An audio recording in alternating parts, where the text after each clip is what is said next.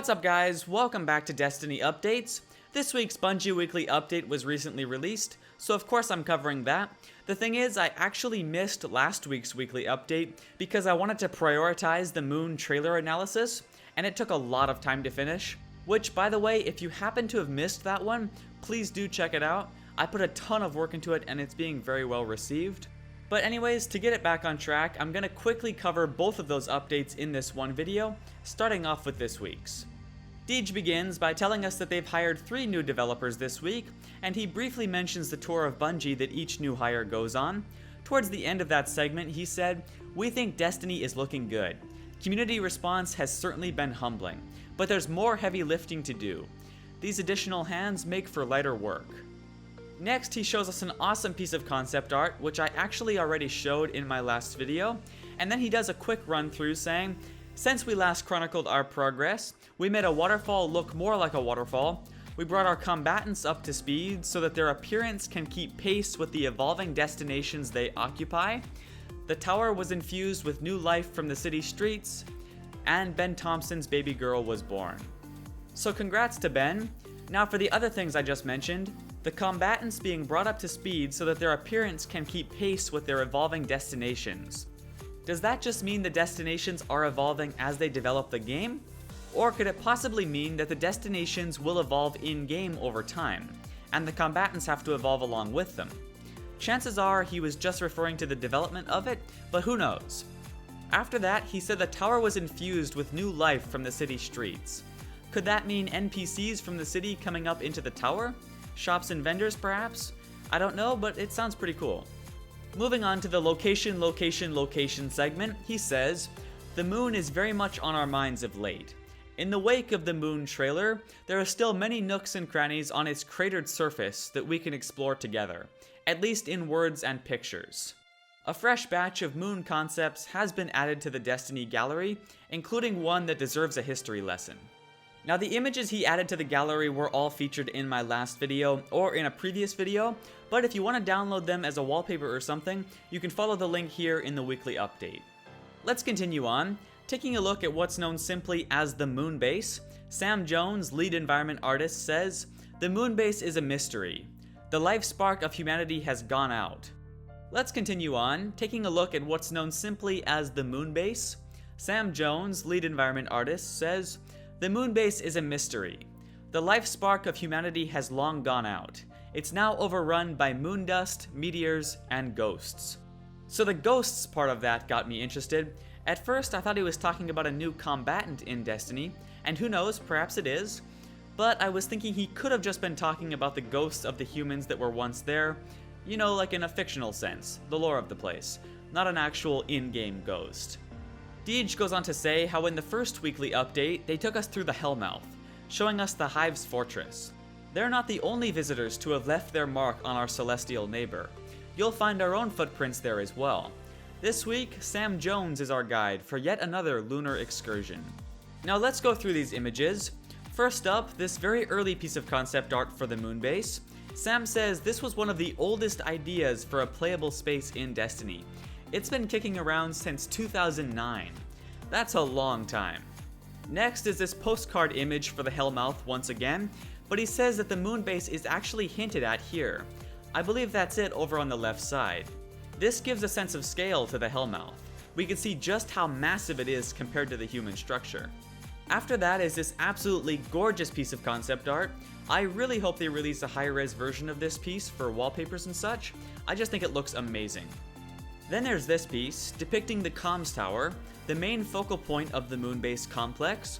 I did feature this in my last video already, but still it looks really good. This is a look at the comms tower in-engine, or at least in Grognok, their map editor, with lighting and everything. And then here's another one. This one is a screenshot from within Grognok for sure, as they were working on it. The central part of this structure is a palette called Human Colony Outpost. Basically, it's like a big preset. Sam references it to a Lego. This allows them to reuse core pieces, and then tweak the rest of it to make it unique. Basically, it means they can fill the world with many more structures than they could if each one had to be made from scratch. My only concern with this is that all of the structures based off of a particular palette, like this Human Colony Outpost, could all feel the same. but I'm confident that Bungie will be able to make them all feel fairly unique and worth exploring. Finally, we have a true in-game screenshot of the comms tower, and I think it looks great. Moving forward, Deej says that our Moon tour will continue next week with an upcoming Bungie podcast. This episode will feature lead environment artist Sam Jones and technical art director Ryan Ellis as guests. So this Moon-themed podcast will be out sometime next week, and I will of course be breaking it down. Getting towards the end, Deej says that while most of Bungie will be at home for the end of October, Urk and him will be going to Milan, London, and Paris. Meanwhile, their teammate, Chris Alderson, will be in Sao Paulo, in Brazil. Hopefully I didn't butcher that too badly. They're going to show off Destiny up close and personal to gamers around the world. He adds that we will be getting a full report of their adventures when complete. I'm going to assume that they'll be showing off the same old demo we've seen many times, and not get my hopes up, but who knows, maybe we'll be surprised and they'll show something new. Ending this update is a brief mail sack segment, but neither of the questions or answers are particularly interesting. He did give away another beta code, but that of course was snapped up instantly. That's everything for this week's Bungie Weekly update, but now we're gonna skim through last week's and see what I missed. Starting off, they wiped the slate clean once again for Destiny's characters. All of their beloved profiles were cleaned away another time. Dawn Vu is a graphics tester at Bungie, and this was her Titan. She captured an epic screenshot so she wouldn't forget. Anyways, Deej assured us that character wipes such as these are exclusive to the development floor. We won't have to worry about them. Continuing on, Deej says that damage feedback was enhanced to make sure you're never oblivious to a punch to the head. Then he said, "Our first steps into the frontier of the next generation, though simple in nature, left footsteps in the raw space that awaits us all." After that, Bungie.net learned to better recognize what devices we use to access it. The developers got flu shots. Testers conducted scouting missions on Venus, carefully inspecting new polish that has been added. They did lots of Destiny playtests in studio, and a select few got to take Destiny home with them. Lucky bastards. Moving on, Deej talks about Dave Dunn's trip to Australia to show off Destiny to players down there. Some interviews from his trip have come up, and I actually need to go through them all and see if there was any worthwhile tidbits, although I don't think there was a whole lot. Anyways, all of this was kind of cool, but not directly related to Destiny, so I'm gonna skip through. At the end, he does bring up the IGN pubcast, in which Dave was featured. It was pretty fun to listen to, and they talked a bit about Destiny, as well as past things. If you have around an hour to spare, go ahead and follow the link here in the update. After that, Deej talked about a Bungie tour he gave to a community member, and then he talked about the Weekend Champion at Bungie, a prize created by the competitive development team, given out to the winner of their own sort of in-house battle royale. Now, I'm not going to go over this whole thing as that'd be rather long, but there were a couple of interesting points. Josh Hamrick, winner of the Weekend Championship for that week, said that he used grenades for a good mix of offense and defense. You can get kills with them, he said, but you can also use them to block an attacker and break away as necessary. So I mean, that's kinda standard, but it's cool to hear about somewhat more varied gameplay.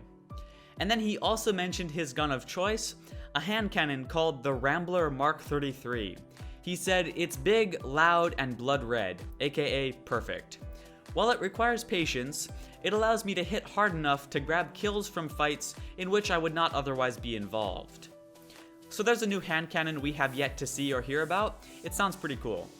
Ending last week's update was of course a brief mail sack. Two of the questions seem somewhat worth mentioning. First, Karen Vest says, "I just went and pre-ordered for PS4. Will I only get the beta for PS4 now? Or will I be able to try the beta earlier on PS3?